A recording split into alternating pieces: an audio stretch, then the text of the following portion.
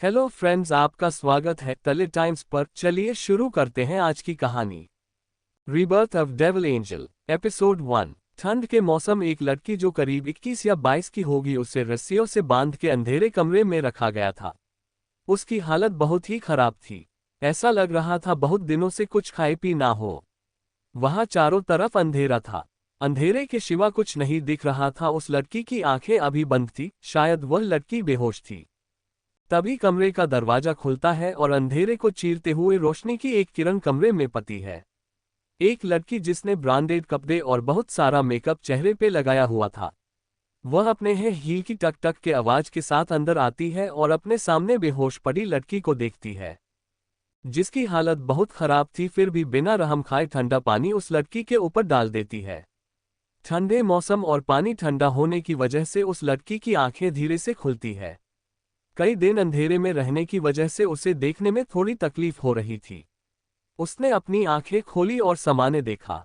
उसके सामने उसकी बेस्ट फ्रेंड माया थी, जिस पर वो भरोसा करती थी।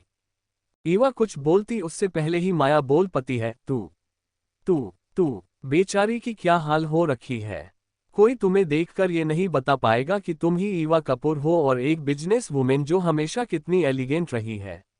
बेचारी की यह हालत होगी, किसने सोचा था। कोई नहीं, इन सब का क्रेडिट मुझे जाता है।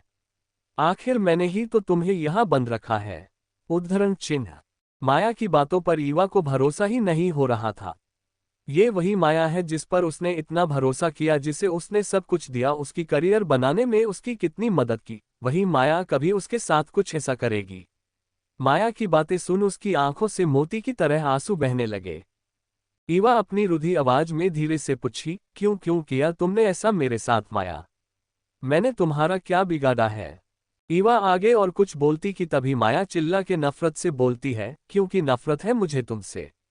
और आगे कुछ नहीं सुनना है मुझे। मैं यहाँ तेरी फालतू की बकवास सुनने नहीं आई हूँ, समझी? चलो सीधे मुद्दे पर आती हूँ। मैं चाहती हूँ कि तुम अपना सारा बिजनेस मेरे नाम कर दो। उद्धरण चिन्ह। और अगर मैं ना करूं तो? ईवा बोलती है। माया बोलती है, नहीं तो मेरे पास और भी रास्ते हैं। उद्धरण चिन्ह।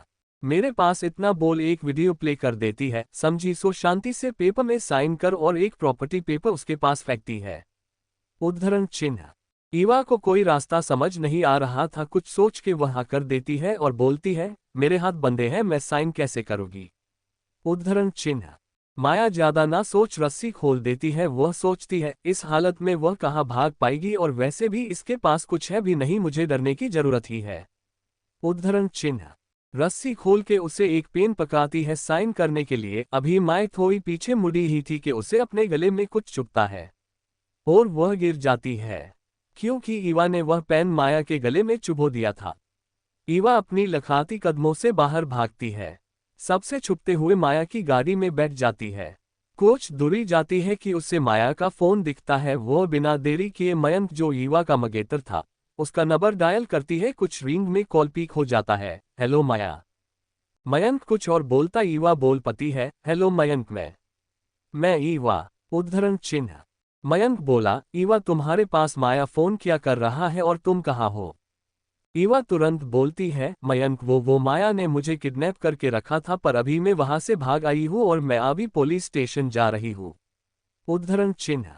नहीं। मयंक चिल्ला के फिर थोड़ा खुद को शांत कर बोलता है, आई मीन अभी उसके आदमी हो गए। एक काम करो, तू जहां हो वहीं रहो, मैं अभी वहां आता हूँ। मैं कोई रिस्क नहीं ले सकता तुम्हें लेके। अपना लोकेशन जल्दी मुझे भेजो और तुम वहां से कहीं मत जाना, ओके? उद्धरण चिन्ह।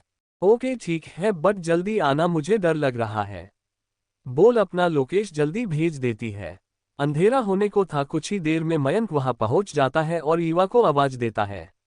ईवा मयंक की आवाज सुन तुरंत उसके पास जाती है और जल्दी वहां से निकलने को बोलती है।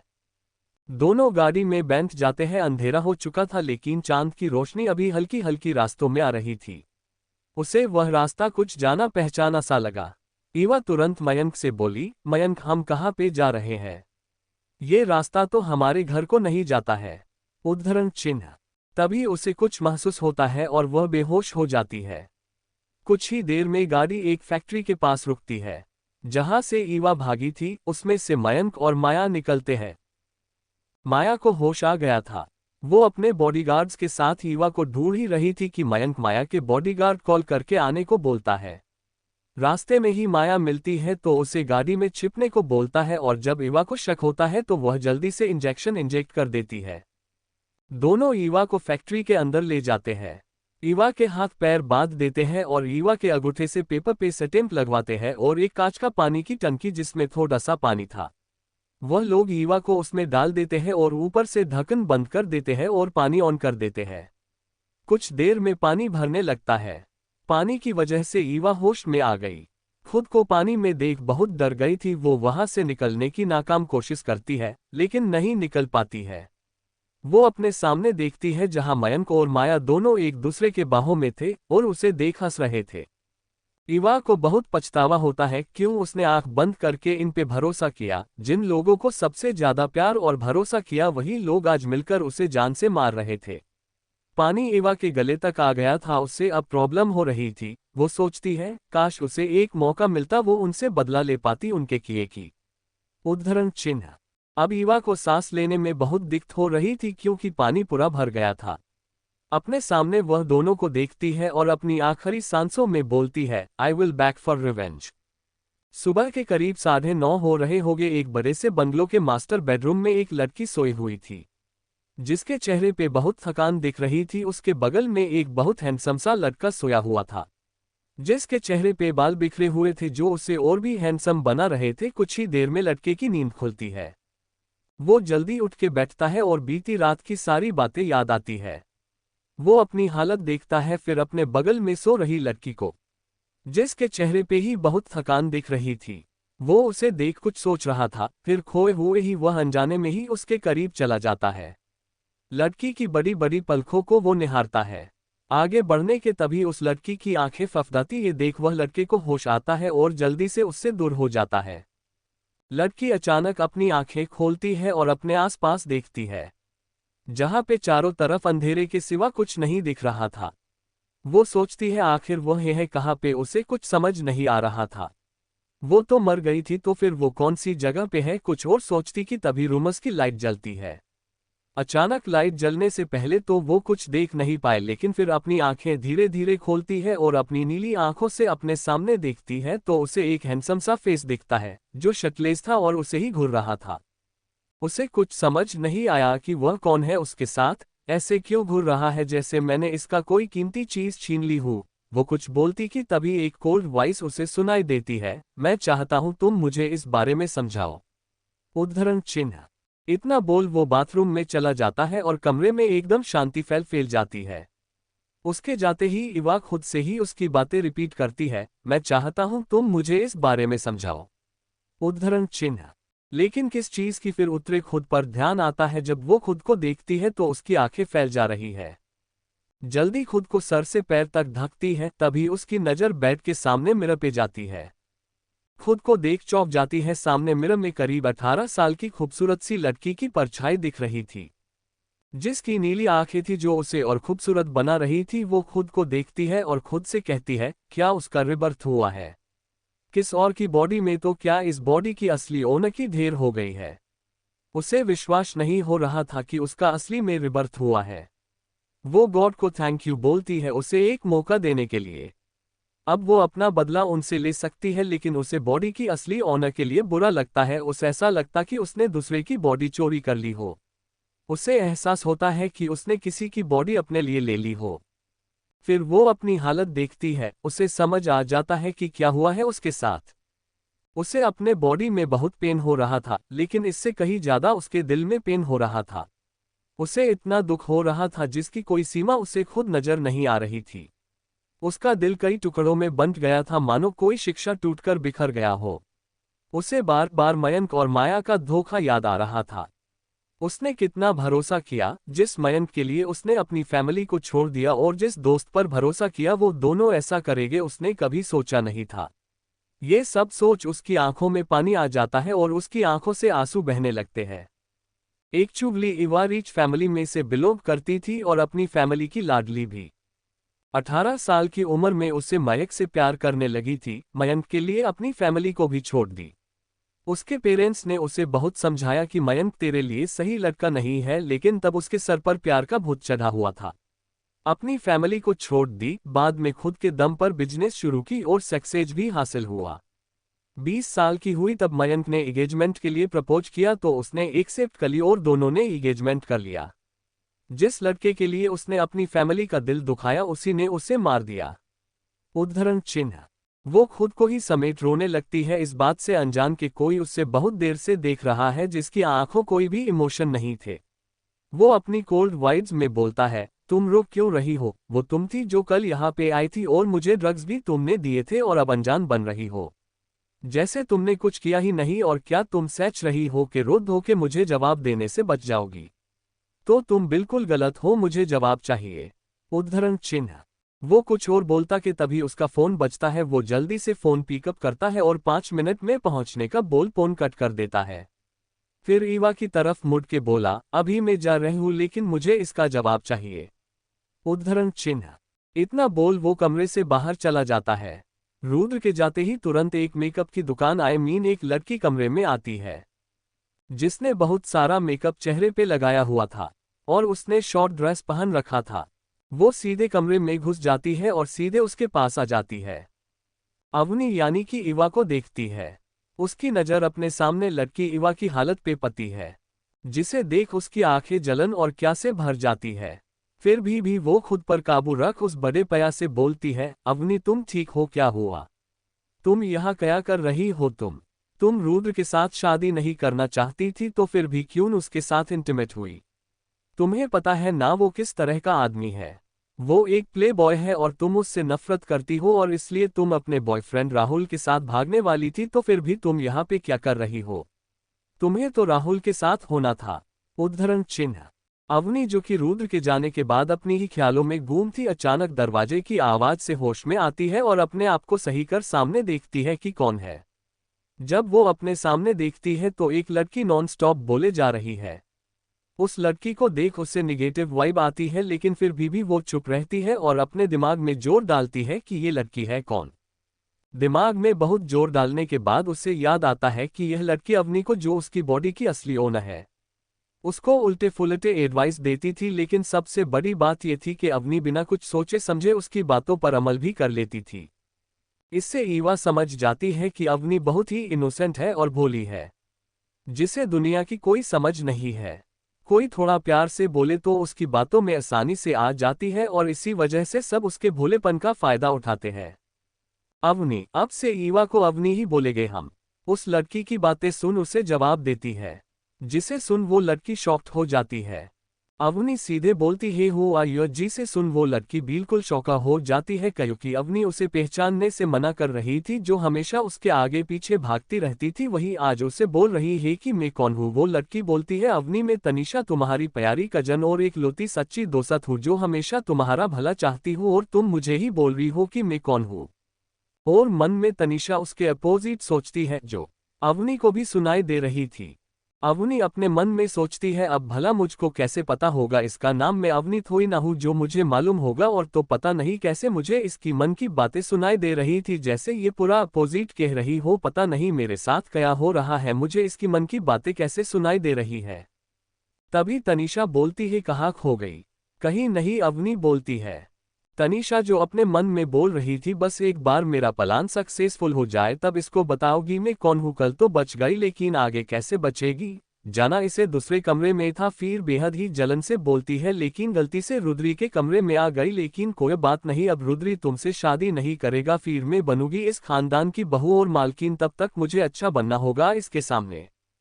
फिर झूठी स्माइल फेस में लाते हुए और अपनी बातों में मीठस लाते हुए बेहद ही प्यार से बोलती है, अवनी तुम तो कल पार्टी के बाद राहुल के साथ भागने वाली थी ना, तो फिर रुद्री के साथ क्या कर रही हो? अवनी उसकी बात को काटते हुए, क्या तुम्हारा हो गया तो मुझे हॉट शावर लेना है, क्योंकि मुझे बहुत टॉयड फील हो रहा है, तुम्हें तो पता ही होगा ना। ऐसे में हॉट शावर लेने से बॉडी को कितना रिलीफ मिलता है, और तुम्हें तो पता है रुद्री रोज जिम जाता है, औरतों का स्टैमिना भी बहुत है। और मैं कहा दुबली पतली सी, उसने मुझे रात भर नहीं सोने दिया, यही करीब 6:30 बज रहे होंगे तब जाके सोई हूँ, इसलिए मुझे बहुत जरूरत है हॉट शावर की, तुम समझ रही हो ना। अवनी और बढ़ा चढ़ा के बोल रही थी, लेकिन इस बात से अनजान की कोई और भी था जो उनकी बातें सुन रहा था। और फिर बिना तनिषा को कुछ बोले बेडशीट से खुद को अच्छे से कवर कर वो सीधे बाथरूम में चली जाती है।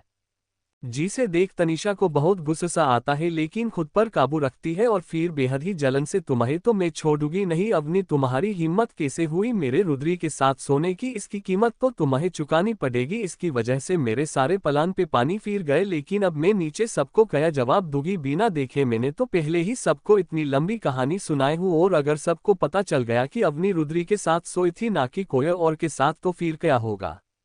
वही अवनी जो बाथरूम में गई थी वह सीधे बेडशीट को अपने ऊपर से हटाती है, तभी उसकी नज़र मीरा पे पति है जी से देख वो शर्मा जाती है, क्योंकि उसकी बॉडी लव बाइट से भरा हुआ था। भले ही उसका फिर से जन्म हुआ हो, लेकिन उसने कभी ये एक एक्सपीरियंस नहीं किया था, क्योंकि वो ये सब शादी के बाद करना चाहती थी। भले ही वो मयंक से प्यार करती थी, लेकिन कभी उनके बीच कुछ नहीं हुआ था। वो अपने पास्ट के बारे में सोच थोड़ी दुखी जरूर होती है, लेकिन फिर खुद को संभाल लेती है। अवनी खुद से ही बोलती है, नहीं इवा तू कमजोर नहीं पड़ सकती है, तुझे सबसे बदला लेना है, अवनी को भी इंसाफ दिलाना है। जिन लोगों ने उसके भोलेपन का फायदा उठाया है ना, उन सब को मजा चखाना है। और अब तू इवा नहीं अवनी है, समझी। इवा तो उसी दिन मर गई थी, अब सिर्फ अवनाए है, और तुझे अवनी बन के ही उनसे बदला लेना है। लेकिन पहले तुम्हें वो पावर हासिल करना होगा जो तुम कर सकती हो, तुम अपना ये लाइफ बर्बाद नहीं करोगी फालतू लोगों के पीछे, समझी। अवनी खुद को ही मोटिवेट करती है और जल्दी जल्दी शावर लेती है, क्योंकि बहुत देर हो गई थी, इसलिए वो जल्दी जल्दी नहाती है। कुछ समय बाद अवनी बाहर आती है, उसने बेबी पिंक कलर की लोग फरोक पहनी हुई थी ताकि सारे लव बाइट के निशान छुप जाए। कानों में छोटे छोटे टोपस पहनी हुई थी और मेकअप के नाम पे सिर्फ आंखों में हल्की काजल लगाई हुई थी जो उसकी नीली आंखों में और भा रही थी। अवनी बहुत ही सिंपल तैयार हुई थी, लेकिन फिर भी एकदम कयामत लग रही थी, कोई अभी देखे तो देखते रह जाए। पिंक कलर में बिल्कुल एक टीनेज गर्ल लग रही थी, और थी भी क्योंकि उसकी एज भी 18 की थी। अवनी रेडी हो के नीचे की ओर जाती है, तभी उसे नीचे से कुछ आवाजें आती है। वो ध्यान से सुनती है तो उसे ये आवाज जानी पहचानी सी लगी। ध्यान से सुनने के बाद उसे ये पता चलता है कि यह आवाज तनिषा की थी, जो बोल रही थी, आंटी आप अवनी को कुछ नहीं बोलेगे, क्योंकि अगर उसे पता चला कि मैंने आपको बता दी हूँ तो वो मुझ पे गुस्सा होगी, लेकिन मैं तो उसकी भलाई के लिए बोल रही हूँ, वो ये नहीं समझेगी। प्लीज उसे माफ कर दीजिए आप सब, और प्लीज आप शादी मत कैंसिल कीजिएगा, आगे से वो ऐसा नहीं करेगी। और अपने मगरमच्छ के नकली आंसू निकाल रही थी। अवनी खुद से ही अब ये किस बारे में बोल रही है और मैंने ऐसा क्या किया। अवनी सोच ही रही थी कि किसी बुजुर्ग आदमी की आवाज आती है जो बोल रहे थे, मुझे अवनी पे पूरा भरोसा है, वो कभी कुछ ऐसा नहीं करेगी। भले ही वो अपने गुस्से और नादानी में बहुत कुछ ऐसा कर देती है जो उसे नहीं आई करना चाहिए, लेकिन वो कभी भी ऐसा नहीं आई करेगी जो तुम बोल रही हो, समझी। मुझे अवनी पे पूरा भरोसा है।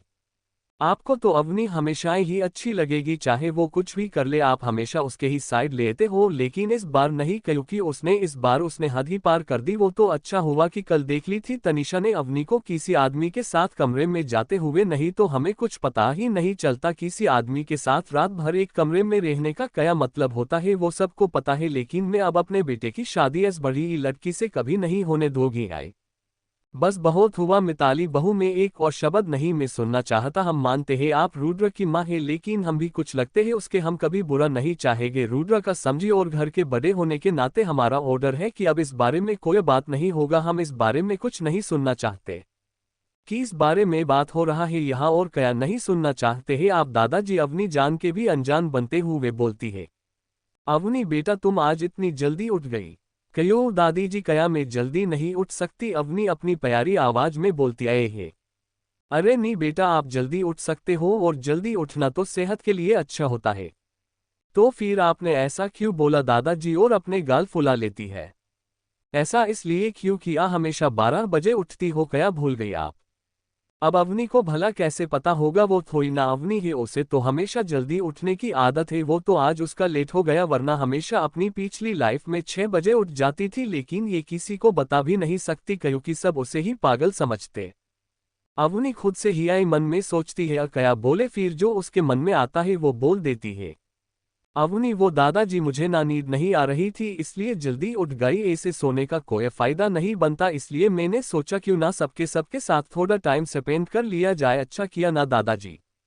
हाँ बेटा आपने अच्छा किया, वैसे भी बहुत दिन हो गए थे आपके साथ बैठ के बातें किए हुए।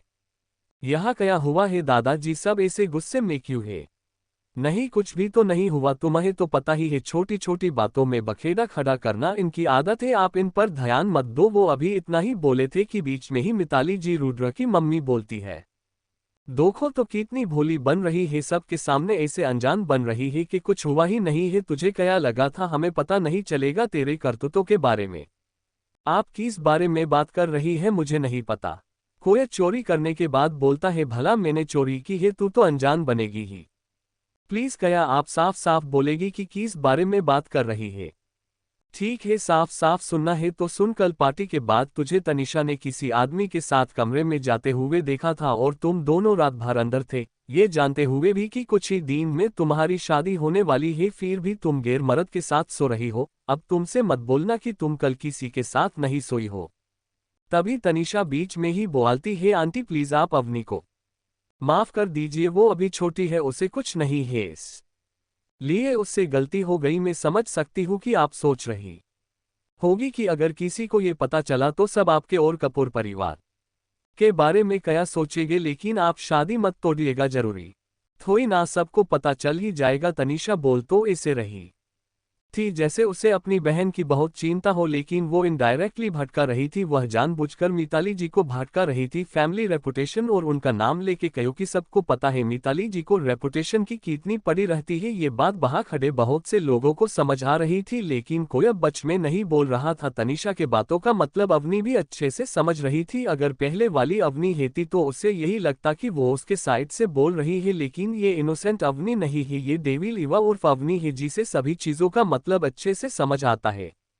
मिताली जी बोलती है तुम बहुत भोली हो तनिषा, तुम्हें ये समझ नहीं आएगा, लेकिन मैं बहुत अच्छे से समझती हूँ इन जैसी लड़कियों को, और मैं कभी भी अपने बेटे की शादी इस बड़ी लड़की से नहीं होने दूंगी जिसका कैरेक्टर इतना खराब हो, जो जाने कितने ही मर्दों के साथ सोए हो, ये अभी से इस बड़ी ही है। अच्छा हुआ इसके पेरेंट्स नहीं है, ऐसी औलाद देखने से अच्छा हुआ वो मर ही गए। नहीं वह इतना ही बोल पाई थी कि बीच में ही एक जोरदार आवाज आया, बस बहुत हुआ। लेकिन जब सब लोग देखते हैं कि कौन बोला तो उनको और भी झटका लगा, क्योंकि ये बात अवनी ने बोला था। सब इस बात से शौक थे कि जो कभी किसी को बोलती नहीं थी, चाहे बात कुछ भी क्यों ना हो, जो हमेशा चुपी रहती थी, जो हमेशा मिताली जी की सभी बातें सुन लेती थी। कितनी ही बार दादाजी और रुद्र के गैर हाजिरी में मालती जी ने अपने दोस्तों के सामने उसे नीचा दिखाया, उनके सामने उसे नौकरों से भी बुरा व्यवहार किया, सबके सामने अवनी को मारा भी है, लेकिन कभी भी अवनी ने एक उफ तक नहीं बोला। लेकिन आज इतनी तेज आवाज में उसका बोलना सो भी मिताली जी को ये बात थोड़ी शौकी थी। शौका तो तनिषा भी बहेत हो गई थी, लेकिन खुद को संभाल फिर बोलती है अवनी ये तुम गया बोल रही हो, तुम्हें पता है ना वो बड़ी है, फिर भी तुम ऐसे कैसे बात कर सकती हो, और वो तो तुम्हारी भलाई के लिए डांट रही है। अगर तुम्हारे पेरेंट्स होते तो क्या तुम ऐसे ही बोलती उनसे?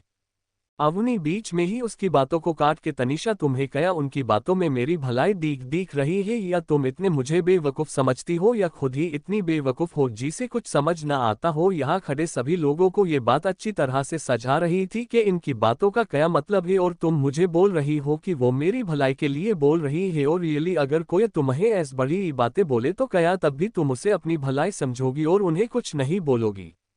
कब से मैं चुप ही थी, इनकी सारी बातें सुन भी रही थी, क्योंकि ये बड़ी है, लेकिन अब इन्होंने हद पार कर दी है मेरे कैरेक्टर पे सवाल उठा के मैंने इनकी सारी बातें मानी। इनकी दोस्तों के सामने पूरे लिविंग रूम में पोछा भी लगाया ताकि इन्हें खुश कर सकूं, यहाँ तक कि मैंने मार भी खाए इनकी हाथों से, जबकि मेरी कोई गलती भी नहीं थी। तुमने उनका फेवरेट वॉस को तोड़ा था और बिना कोई बात सुने इन्होंने मुझे मारा और 2 दिन तक खाने नहीं दिया था, लेकिन फिर भी मैंने इनकी कुछ नहीं बोला समझी। लेकिन आज इन्होंने हद पार कर दी, भले कि आज मेरे पेरेंट्स नहीं है, लेकिन अगर होते ना फिर भी कभी ऐसा नहीं बोलते जैसा ये बोल रही है। बिना जाने किसी के कैरेक्टर पे सवाल उठाना इनकी आदत है। कभी किसी ने आपके कैरेक्टर पर सवाल उठाया तो क्या करेगी आप, बोलिए। और रही बात कल पार्टी की, तो हाने गई थी किसी आदमी के साथ कमरे में और रही भी पूरी रात और सोई भी थी उसके साथ। फिर अपने गले के पास से दुपट्टा थोड़ हटा के बोलती है, और ये देखिए निशान जो दिख रहा है ना, वो है कल रात की निशानी, समझी। जहां लव बाइट्स के निशान थे वह दिखाती है।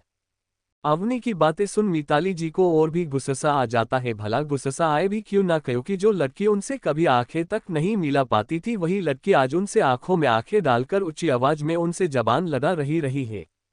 मिताली जी गुस्से में बोलती है, तुम्हें बिल्कुल भी शर्म नहीं है? देखो तो कैसे अपना मुंह काला करवा के यहाँ बेशर्मों की तरह दिखा रही है। तुम्हें जरा भी शर्म नहीं है? ये शरीफों का घर है, कोई कोठा नहीं जहाँ तुम किसी को भी लेके आ जाओगी, समझी। तेरी जैसी लड़कियों का तुम मुंह काला करके पूरे शहर में घुमाना चाहिए। मताली तुम क्या बोल रही हो? तुम्हें पता भी है तुम एक औरत हो कि दूसरी औरत ऐसा कैसे बोल सकती हो? तुमने अपने शब्दों में ध्यान दो जरा, क्या तुम अपनी तमीज भूल गई हो बात करने का? डेड आपको तो हमेशा में ही बुरी लगती हूँ। ये लड़की चाहे कुछ भी करे आपको आपको हमेशा सही लगती है। पता नहीं इसे आपने कहाँ से उठा लाए हैं, और इसने खुद ही अपनी गलती को एक्सेप्ट किया है, फिर भी आप इसे बोलने के बजाय मुझे ही सुना रहे हो। आप इसे कुछ बोलते क्यों नहीं है? तभी तनीषा बोलती है, आंटी अवनी के कहने का मतलब कुछ हो, आप गलत समझ रही है क्यों है ना अवनी? वही तनीषा मन में सोच रही थी कि कहीं ये बेवकूफ अवनी ये बोल ना दे कि वह रुद्र के साथ सोई थी, वरना मेरा सारा भाड़ा खुल जाएगा और सबको पता चल जाएगा कि ये सब मैंने किया। तो फिर ना ही कोई मुझ पे भरोसा करेगा और ना ही अवनी की शादी कैंसिल होगी, उल्टा मेरी ही इमेज खराब हो जाएगी जो मैंने इतने सालों से मेंटेन किया हुआ है। नहीं नहीं, ऐसा नहीं हो सकता। तनीषा अपने मन के डर को शांत करने की कोशिश कर रही थी, लेकिन उसे ये पता नहीं था कि वो जो सोच रही है वो सारी बातें अवनी को भी सुनाई दे रही है।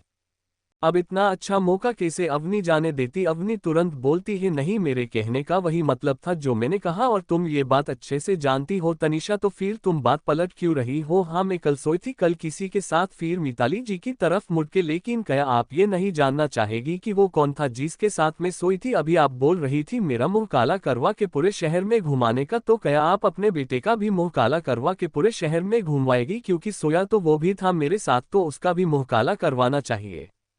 अवनी की बात सुन सभी शोकड हो गए थे, क्योंकि ये सब अच्छे से जानते थे कि रुद्र हमेशा लड़कियों से कितना दूर रहता है। किसी को भी भरोसा नहीं हो रहा था इस बात पर। तुम अपनी गलती छुपाने के लिए मेरे बेटे पर इल्जाम लगा रही हो, मुझे तुम्हारी बातों पे बिल्कुल भी यकीन नहीं है, मालती जी बोलती है। जिस पर अवनी बोलती है, अब आप यकीन करें या ना करें मुझे कोई फर्क नहीं पड़ता, क्योंकि जो सच है वो बदल नहीं जाएगा आपके यकीन करने या ना करने से। फिर दादाजी की साइड मुड़ के, दादाजी आई एम सॉरी, लेकिन कल जो भी हुआ उसमें मेरी कोई गलती नहीं है। कल तनीषा ने मुझे जो जूस दिया था सिर्फ वही मैं पी थी, लेकिन कुछ देर बाद मुझे चक्कर आने लगा और बहुत बेचैनी होने लगी थी, तो मैंने तनीषा को बोला भी था कि मुझे अच्छा नहीं लग रहा है, मुझे मेरे रूम में छोड़ दे, और ये गई भी थी। और फिर रुद्र पता नहीं कहाँ से आ गए। मैंने दरवाजा खोलने की कोशिश भी की थी, लेकिन डोर बाहर से लॉक था। आप भले ही मेरी बातों का भरोसा ना करें, लेकिन मैं बिल्कुल सच कह रही हूँ, इसमें मेरी कोई गलती नहीं है। और अपनी नीली आंखों से आंसू बहाने लगती है। तनीषा की तो हालत ही खराब हो गई थी। उसने कभी नहीं सोचा था कि अवनी इस तरह सबको बता देगी। वो वहां से जाने का सोच ही रही थी कि उससे फिर से अवनी की आवाज आती है, आई एम सॉरी दादाजी, लेकिन मैं अब और इस घर में नहीं रह सकती, क्योंकि यहाँ मेरी कोई वैल्यू ही नहीं है, और जहाँ खुद की वैल्यू ना हो वहाँ कभी नहीं रहना चाहिए। मेरी भी कोई सेल्फ रिस्पेक्ट है, मैं भी इंसान हूँ, मुझे भी बुरा लगता है।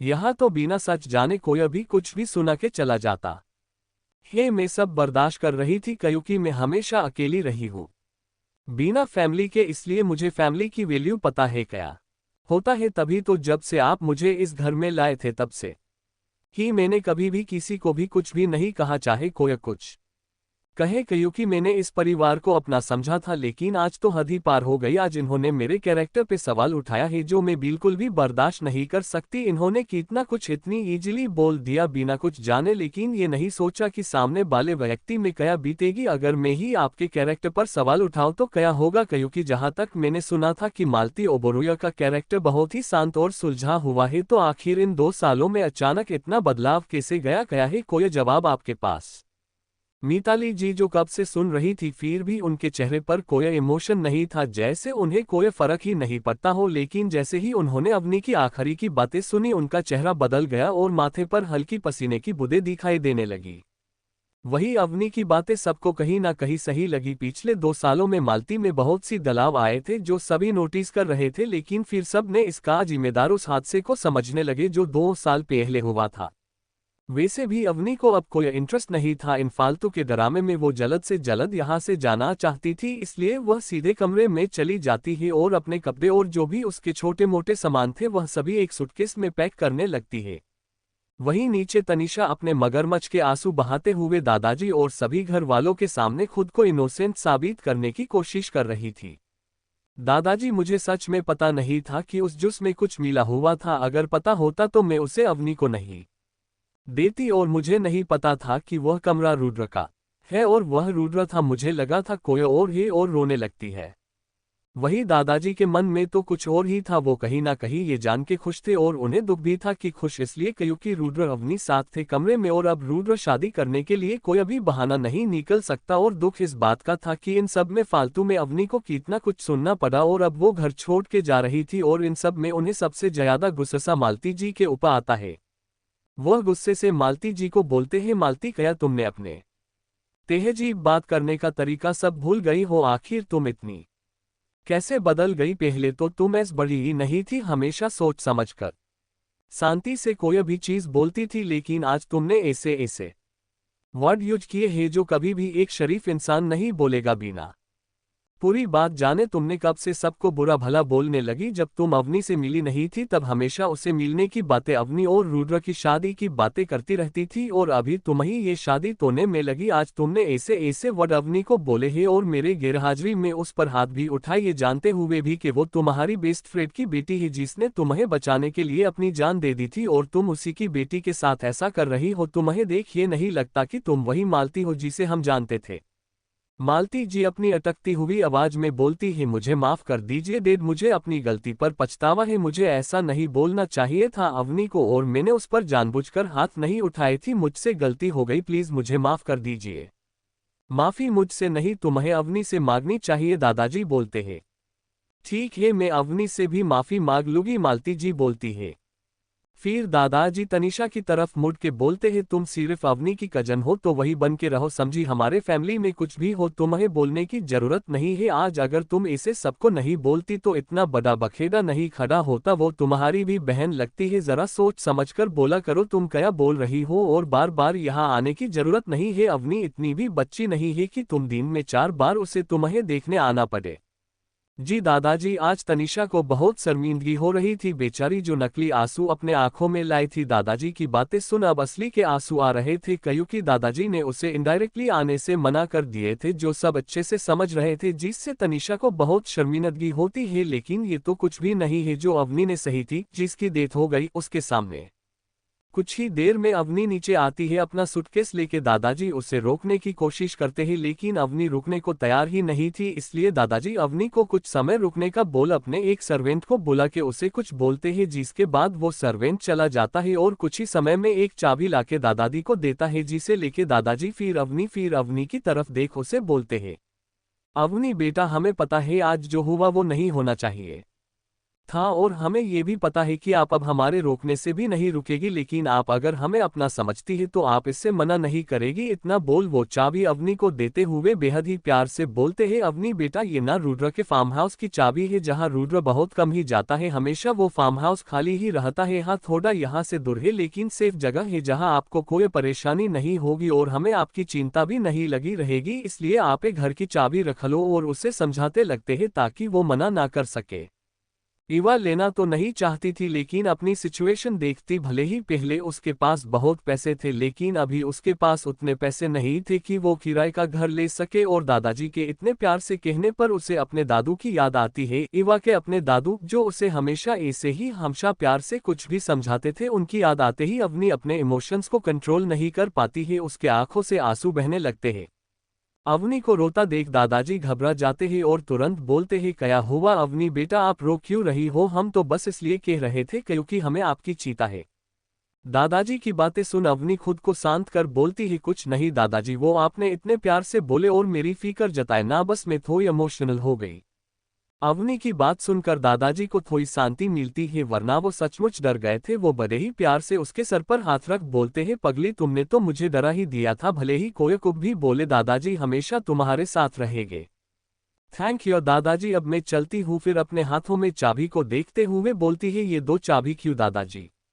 एक घर की है और दूसरी कार की, क्योंकि वहां से मार्केट थोड़ा दूर है, इसलिए आपको इसकी जरूरत पड़ेगी। जिस पर अवनी तुरंत एक चाबी वापस कर बोलती है, दादाजी मैंने आपके कहने पर वहां रहने जा रही, क्योंकि आपको चिंता ना हो इसलिए, लेकिन मैं ये कार की चाबी नहीं ले सकती, प्लीज आप भी समझिए। दादाजी भी ज्यादा कुछ ना बोलकर ले लेते ही, कहीं घर की चाबी भी वापस ना कर दे, उनको डर था इसलिए, और एक यही रास्ता था रुद्र और अवनी को साथ रखने का, क्योंकि दादाजी को अच्छे से पता है कि रुद्र ज्यादातर ऑफिस के बाद वही रहता है और वो चाहते थे कि दोनों साथ में रहे, एक दूसरे को जाने और समझे, जो यहाँ रहते कभी नहीं होगा।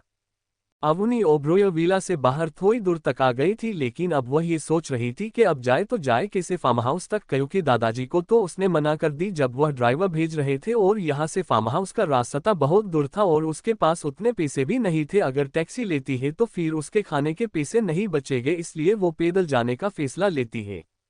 वहीं दूसरी तरफ ओब्रोय इंडस्ट्री में देर से ही रुद्र अंदर आता है, सब बड़े ही हैरान और शॉक्ड एक्सप्रेशन के साथ रुद्र को जाते हुए देखते हैं और एक दूसरे से बातें करने लगते हैं धीरे धीरे, क्योंकि जोर से बोल नहीं सकते, अगर बोलेंगे तो उनका आखिरी दिन होगा कंपनी में, इसलिए सब धीरे धीरे बात कर रहे थे। वही रुद्र का असिस्टेंट जो कब से उसके पीछे पीछे आ रहा था और उसे प्रोजेक्ट के बारे में कुछ बातें बता ही रहा था कि उसकी नज़र अचानक रुद्र के ठुड्डी के थोड़े साइड और नेक के पास पड़ी, जहाँ पर रेड निशान जो दिखने में ऐसे लग रहे थे जैसे किसी बिल्ली के बच्चे ने काटा हो, वैसे ही छोटे छोटे दांतों के निशान दिखाई दे रहे थे।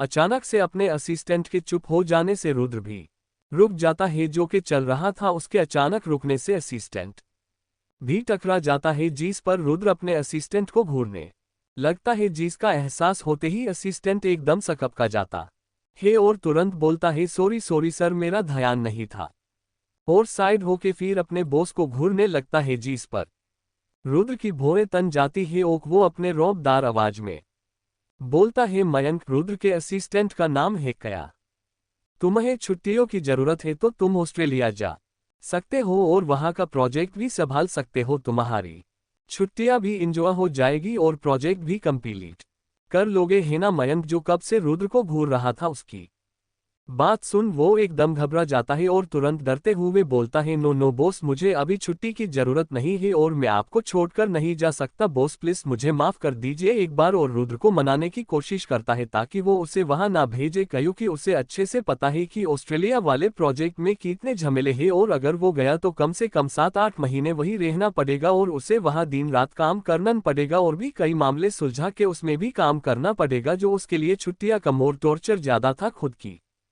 हालत इमेजिन कर वो बोलता है, नहीं आप मेरे साथ ऐसा नहीं कर सकते बॉस। जिस पर रुद्र बोलता है, अब ज्यादा नाटक करने की जरूरत नहीं है, वरना अभी भेज दूंगा, समझे? इसका मतलब अब आप मुझे नहीं भेजोगे ऑस्ट्रेलिया? मयंक कहता है, क्यों, तुम्हें जाना है तो मैं मना नहीं करूंगा। नहीं नहीं सर, मुझे नहीं जाना। ठीक है, तो अब तुमने अगर एक और भी शब्द फालतू बोला तो मैं तुम्हें अभी भेज दूंगा। ओके सर, लेकिन मैंने क्या कहा अभी तुमने सुना नहीं? अब तुम अपना काम करो। इतना बोल वो डायरेक्टली केबिन के अंदर चला जाता है बिना मयंक की बात सुने। बेचारा मयंक, वो तो उसे बस ये बताना चाह रहा था कि उनके नेक पे निशान दिख रहे हैं, कम से कम उसे ठीक कर ले, कॉलर के थ्रू उसे छुपा ले, लेकिन उसके बॉस सुने तब ना।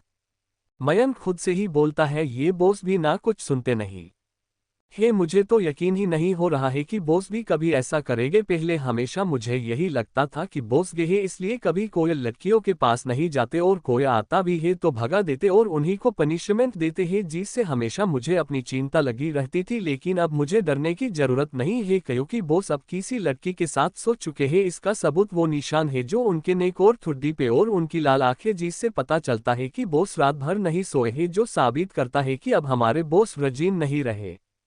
कया कया कहा तुमने? जरा फिर से बोलो एक बार, एक तेज आवाज मयंक के कानों में आए। मयंक जो खुद से ही बोल रहा था वह अचानक आए आवाज से डर जाता है, लेकिन जब उसे रियलाइज होता है कि पीछे कौन है तो वो थोड़ा शांत होता है, वरना बेचारा यही सोच के डर गया था कि कहीं कोई और सुनकर बात फैला देता और अगर बॉस को पता चल जाता तो उसका क्या होता। वह खुद को शांत कर बोलता है, अरे ध्रुव सर आप हैं, मैं तो डर ही गया था। ध्रुव रुद्र का बेस्ट फ्रेंड। अभी तुमने क्या कहा, फिर से कहो जरा। ध्रुव बोलता है, कुछ भी तो नहीं। मयंक बोलता है, मैंने साफ साफ सुना कि रुद्र अब रजीन नहीं है, इसका क्या मतलब है? सर इसका मतलब है कि रुद्र सर किसी लड़की के साथ इंटीमेट हो चुके हैं। तुम इतने शो के साथ कैसे बोल सकते हो? सर एक बार अंदर जाके आप भी ध्यान से देखिएगा, रुद्र सर को आपको पता चल जाएगा, लेकिन इन सब में मेरा नाम नहीं आना चाहिए क्योंकि सर ऑलरेडी यहाँ से भगाने में लगे हुए हैं। ओके मैं तुम्हारा नाम नहीं लूंगा। अब ये बताओ अभी कहाँ है रुद्र? बॉस अपने केबिन में है, अब मैं चलता हूँ, लेकिन मेरा नाम मत लीजिएगा। मयंक ध्रुव से बोलता है, ओके डन, मैं नहीं बोलूंगा। लेकिन मसयम को विश्वास नहीं होता उस पर, लेकिन कर भी कह सकता था बेचारा। वही ध्रुव केबिन के अंदर जाते ही सीधे रुद्र पे सीधे टूट पड़ता है और सवाल पे सवाल किए जाता है, जिससे रुद्र एकदम परेशान हो जाता है, लेकिन कुछ नहीं कर सकता था उसका, क्योंकि वो बचपन से ऐसा ही था, कुछ भी सुनता तो एकदम उसके पीछे पड़ जाता था।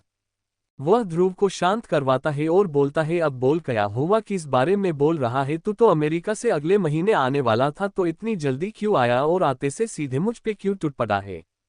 तू ये सब छोड़ कि मैं कब आया, ये बता कि तेरा क्या चल रहा है? तेरे दादाजी ने तो तेरी शादी पहले ही अवनी से फिक्स कर दिए है, तो फिर ये सब क्या है? और कौन है वो लड़की जिसके साथ तू इंटीमेट हुआ है? बोल। ध्रुव बोलता है, ये तू क्या फालतू बातें की कर रहा है और किसने बोला तुझे ये सब? मुझे किसी ने नहीं बोला, वो तो मैं आ रहा था बस सुना, लेकिन तुझे देख यकीन हो गया। क्या मतलब कि मुझे देख यकीन हो गया? यह निशान जो तुम्हारे नेक के पास है और हल्का ठुड्डी के पास, कौन से निशान की बात कर रहा है तू? रुद्र बोलता है, जिस पर ध्रुव अपने मोबाइल का कैमरा ऑन कर उसे उसका फेस दिखाता है, जिसे देख वो बिल्कुल शॉक्ड हो जाता है, फिर अपने कॉलर के बटन लगा के नेक के निशान को कवर करता है। ध्रुव हंसकर, भाया तुझे छुपाने का कोई फायदा नहीं, क्योंकि सभी स्टाफ को पता चल गया है कि तू क्या करके आया है, और जोर जोर से हंसने लगता है, जिस पर रुद्र उसे चुप कराता है, लेकिन ध्रुव शांत होने का नाम ही नहीं लेता। वो दोनों एक दूसरे को बोल ही रहे थे कि केबिन का दरवाजा खुला है और एक 20-21 साल का लड़का अंदर आता है और आप देखता है ना ताव सीधे रुद्र के ऊपर लटक कर बोलता है, भाई भाई क्या आप सच में अवनी के साथ थे कल रात? रुद्र जो कब से एक से परेशान था, जब वह वो उसकी सुनता है तो और परेशान हो जाता है और अपनी उंगलियों से अपने सर को दबाने लगता है। फिर खुद को शांत कर रुद्र बोलता है, अयान तुम यहाँ क्या कर रहे हो और तुम्हें किसने बताया ये सब? अयान रुद्र का छोटा भाई है जिसे रुद्र बहुत प्यार करता है। अयान भाया मुझे ही नहीं पूरे घर वालों को पता है। वट ये क्या बोल रहे हो, तुम सबको पता है? हाँ भाया आपने सही सुना, फिर शुरू से लेकर आखिर तक बता देता है जो भी हुआ घर पर, सिवाय ये छोड़कर कि दादाजी ने उसके फार्म हाउस की चाबी अवनी को दी है, क्योंकि ये उसे भी नहीं पता था, क्योंकि जब दादाजी अवनी को चाबी दे रहे थे तब वो कॉल पे बात कर रहा था और जब आया तो अवनी जा चुकी थी, और अवनी के जाते ही अयान सीधे अपने भाई को रिपोर्ट करने आ गया, क्योंकि उसके पेट में हजम नहीं हो रहा था। वही रुद्र शांत था, उसे विश्वास नहीं हो रहा था कि अवनी ने ये सब बोला, जबकि वो हमेशा चुप रहती है चाहे कुछ भी हो जाए, और तो और उसने अपनी कजन को भी सुनाया, उसे विश्वास नहीं हो रहा था, लेकिन फिर भी अपने एक्सप्रेशन ऐसा रखा कि जैसे कोई फर्क ना पड़ा हो। लेकिन हमारे ध्रुव कहाँ शांत रहने वाले थे, वो अयान से डिटेल में सारी बातें सुनाने को बोलता है।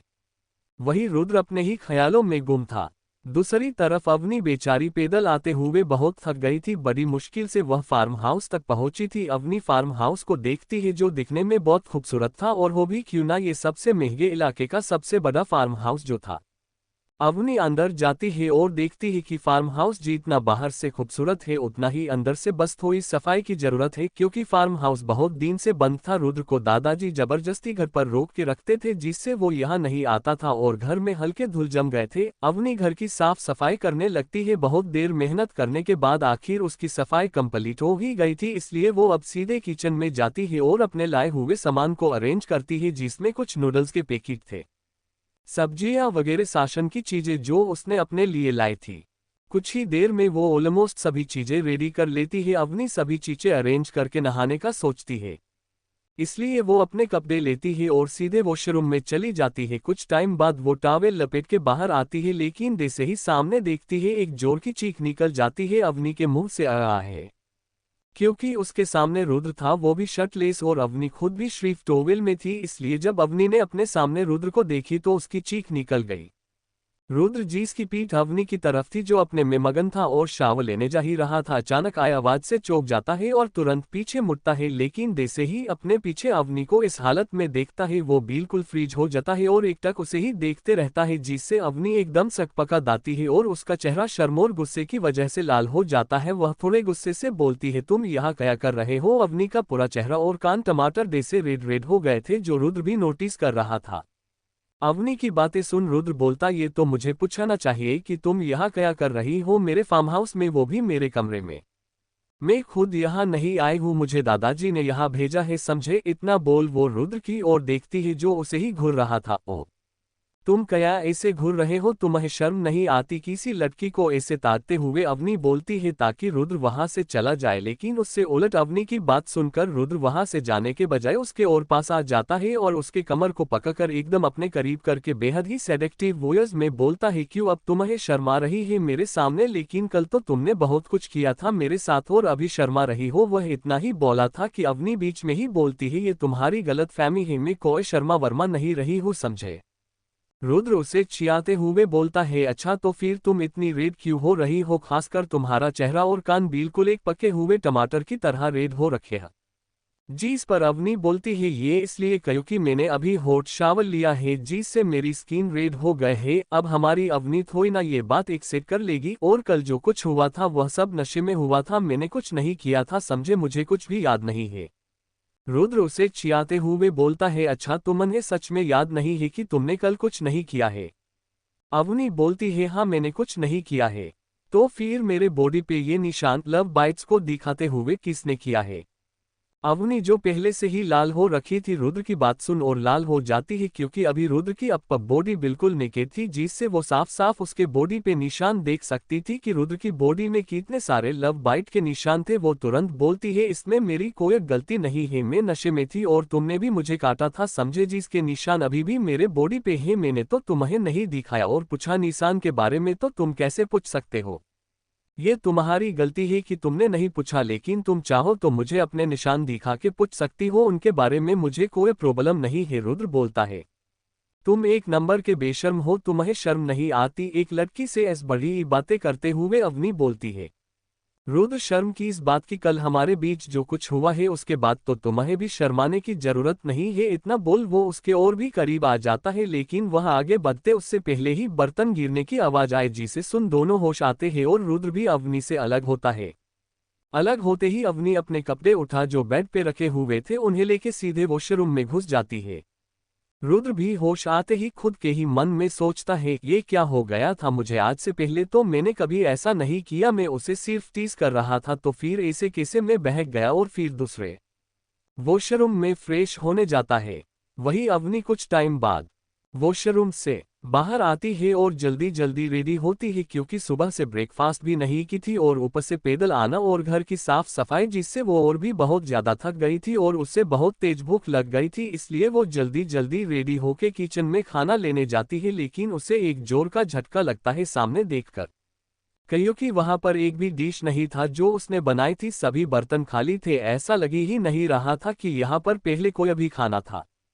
वो किचन के चारों तरफ ढूंढने लगती है और सोचती है कि आखिर सारे फुस गए कहाँ, उसने यही तो रखा था बना के। तभी अवनी के दिमाग में कुछ आता है, वो सोचती है कहीं कोई चोर तो नहीं घर में घुस गया था, क्योंकि बर्तन गिरने की आवाज भी आई थी। लेकिन फिर उसे ख्याल आता, ऐसा कैसा चोर है जो सिर्फ खाना ही चोरी करके ले गया? यहाँ और भी तो चीजें हैं महंगी महंगी, उसे क्यों छोड़ के गया? चोरी ही करना था तो यहाँ के सामान ही ले जाता, मेरा खाना ही क्यों लेके गया? अब मैं क्या करूं? मुझे तो बहुत जोरों की भूख लगी है और अब बनाने में भी टाइम लगेगा, ऑनलाइन ही ऑर्डर करना पड़ेगा, उसके पैसे खर्च हो जाएंगे, लेकिन अब कोई चारा भी नहीं है उसके पास। फिर वह चोर को कोसते हुए बोलती है, तुमने मेरा खाना चुराया है ना, देख लेना तुम्हारा पेट दुखेगा। चोर भैया, तुम टॉयलेट जाते जाते थक जाओगे और तुम जब भी चोरी करने जाओ तुम्हें पुलिस पकड़ ले और तुम्हारा कभी भला ना हो। वो चोर को कोसते हुए जा रही थी अपना मोबाइल लेने की, उसकी नज़र डाइनिंग एरिया में पड़ी जहाँ पे एक लड़का खाना खा रहा था। ऑलमोस्ट सभी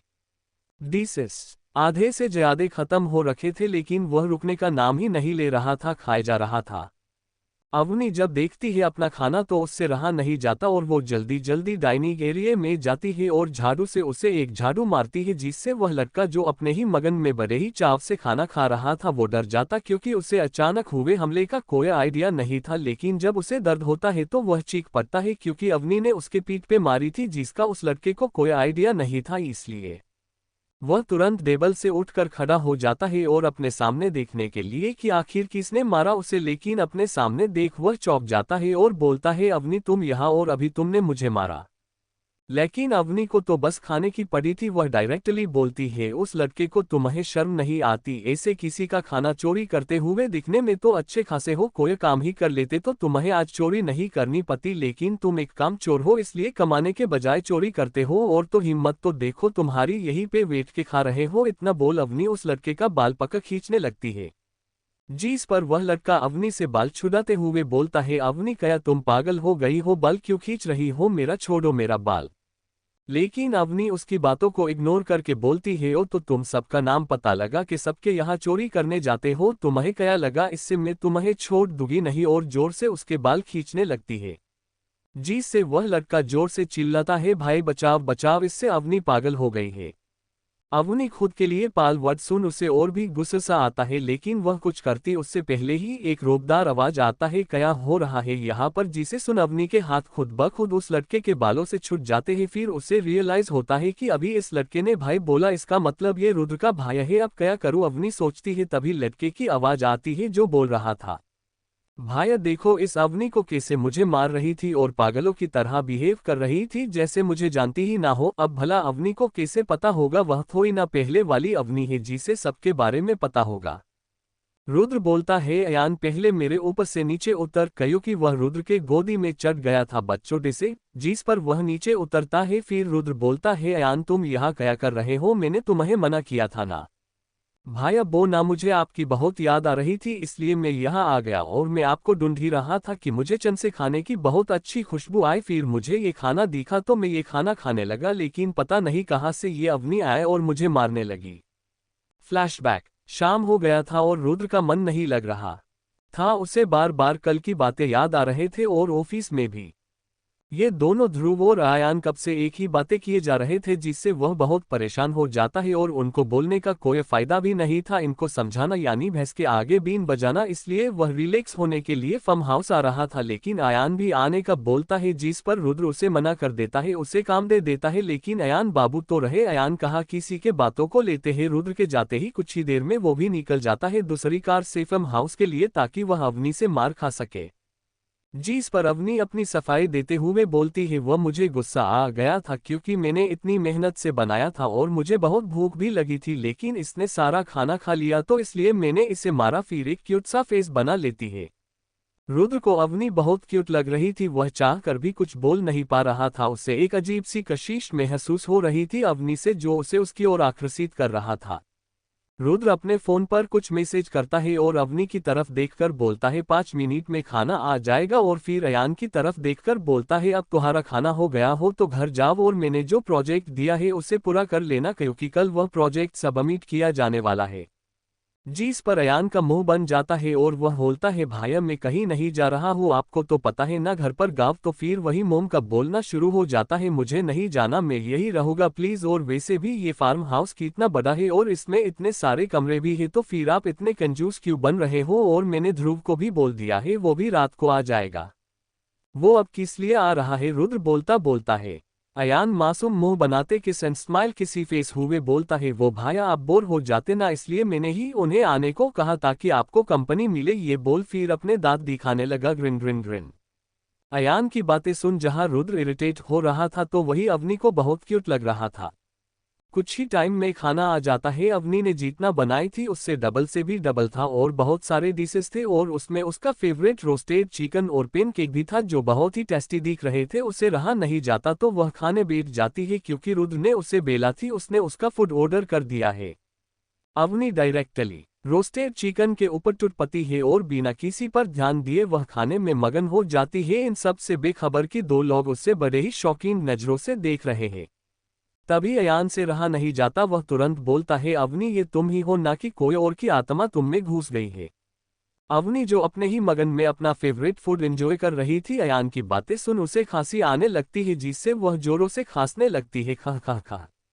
रुद्र जो कि उसके पास के 2 चेयर छोड़कर बैठा हुआ था वह तुरंत उठकर अवनी को पानी पिलाता है, जिससे अवनी को थोड़ा राहत मिलता है और वह खुद को शांत करती फिर अयान की तरफ देखकर बोलती है ऐसा थोड़ी ना होता है और तुम ऐसा क्यों बोल रहे हो इतना।